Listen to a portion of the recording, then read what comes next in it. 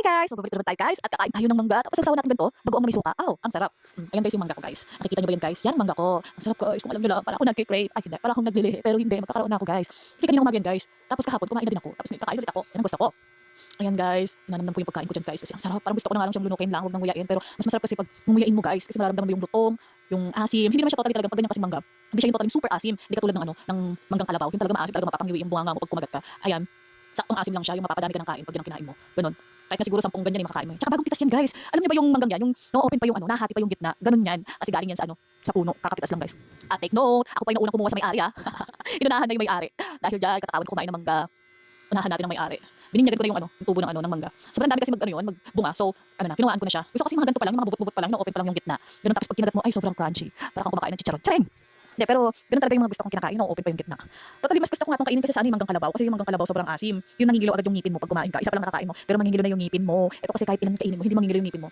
Ganun. Masarap din kasi hindi siya kaanong maasim. Talagang mapaparami ka ng kagat.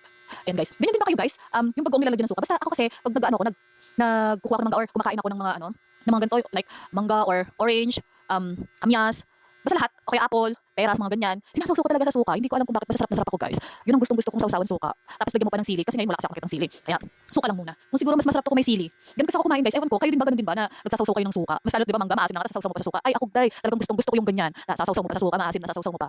Tapos yung kamyas, di ba maasim ang kamyas guys? Gustong-gusto ko siyang isawsaw sa suka. Ang sarap. Ang sarap guys.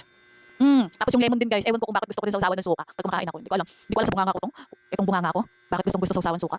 Minsan hinihigop ko na yung suka. Charing! Pero totoo, ganun ako. Tapos kahit yung ang tawag dito, yung bilog na nakalimutan ko. Bayabas yun, bayabas. Pati yung bayabas, dati nga nung bata ako, may kaibigan kasi ako na may tanim na bayabas. Talagang inaaraw-araw ko yun guys at sasawsaw ko siya sa asin o kaya suka.